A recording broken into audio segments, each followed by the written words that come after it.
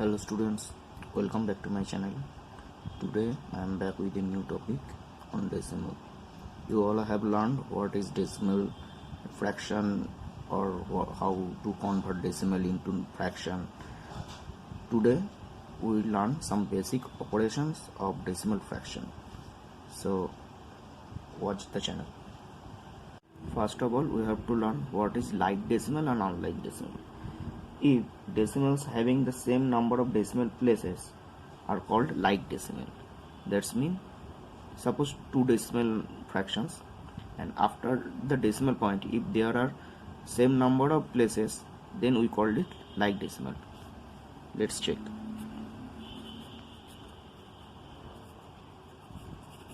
Look, these are two decimal fractions, and after this decimal point there are two places. That means there are same number of digits after the decimal point. So these are like decimals. And if there are not same number of digits after the decimal point, then we call it unlike decimal. So decimal having the different number of places are called unlike decimal. So what is unlike decimal? Look.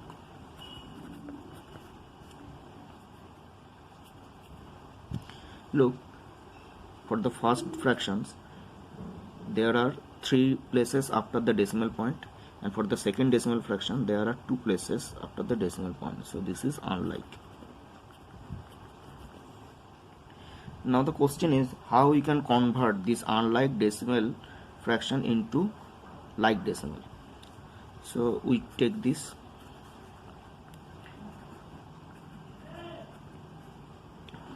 This is the first decimal fraction and this is the second. So there is a deficiency of one place. So if we put 10 after this, then there will be 3 places after the decimal point, and like the before fraction. We have to remember we only can put the 0, because if we put any other digit then the value of the fraction will be changed. So we only can put 0 to make it like decimals. Here is another example. Suppose we take and obviously these two are unlike, because for the first fraction there are 3 places after the decimal point, and for the second decimal there are 2 places after the decimal point. So we have to convert this unlike decimal into like. So first of all we have to write like this. Now we keep this as usual and we convert this with a single 0. Simple. Now the question is what is ordering of decimals. That means we have to arrange them in ascending order or descending order, or we have to find which decimal is greater than other. Now, what is the rule of ordering? Rule number 1. First of all, we have to check the whole number part. We take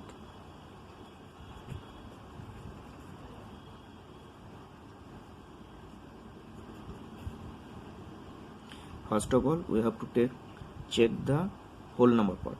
Look, this whole number part is greater than this whole number part.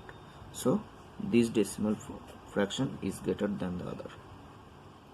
So if the whole number part is bigger, then the number will be bigger. Rule number 2. If the whole number part are same,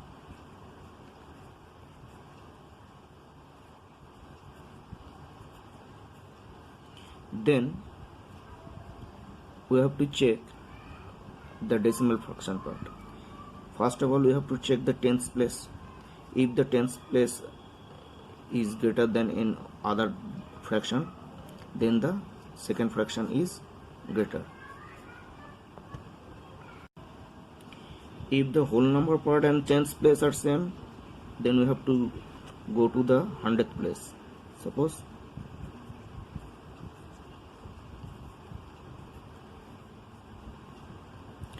so here the whole number parts are same and the 10th place are also same, so you have to go to the 100th place, and in the 100th place this place is greater, so the number is greater. This is how we can order the decimals. Now let's check this by an example. Suppose we have to arrange them in ascending order, so we take an example.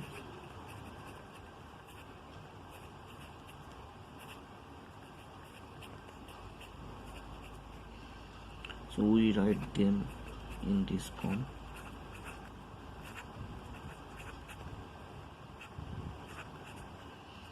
First of all, we convert them into like decimal because they are not like.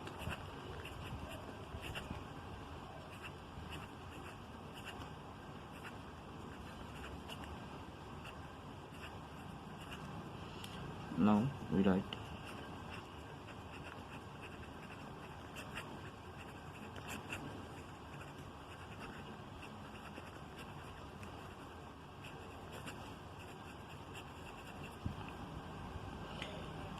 so ascending order means first of all we have to put the smallest number.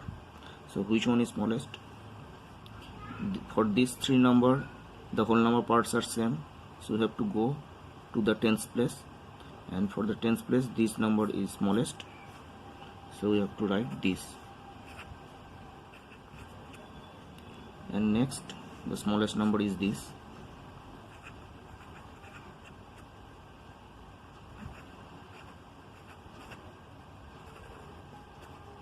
and this is the biggest number. Okay, this is how we can arrange them in ascending order, and the descending order is just the opposite of this. So now come how we can add two decimals. To add the decimal numbers, we have to arrange them in such a way that the decimal points of all addends remains in same column. What does it mean? To take an example.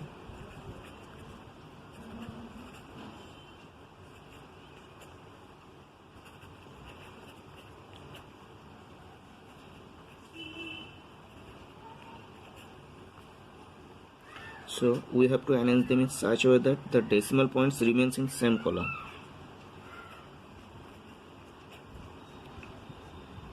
Since we have to keep the decimal points in same column, so we have to arrange them like this: 4.526.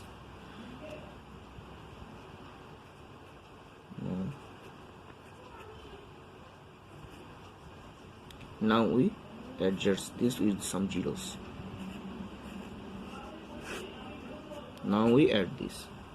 So what we have to do is to keep the decimal points in same column. Now we add.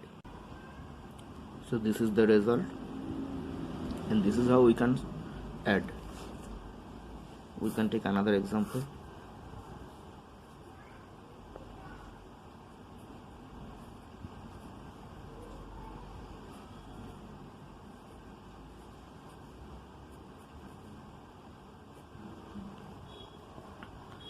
First of all, we write the first decimal point. Now we have to arrange them so that the decimal points keeps in the same column. Now this, we adjust them with some zeros and we can add. Here is the answer. This is how you can add two decimal fraction. Now what is the subtraction rule of decimal? Same as addition, but we have to remember, to subtract we have to keep the whole number part on the upper side. We check this by an example.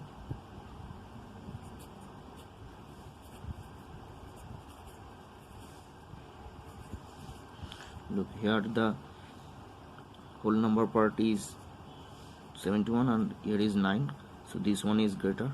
We have to put this on the upper side, and we arrange them like 9, 8. We adjust them with a 0 and now we can subtract this. Here is the answer. We can subtract a decimal fraction from a whole number like this. So we have to write like this, because for a whole number the decimal points stay by default in the last. Now we adjust this with some zeros, and now we can subtract. So here is the answer. This is how we can subtract decimal fractions. Now the question is multiplication of decimal.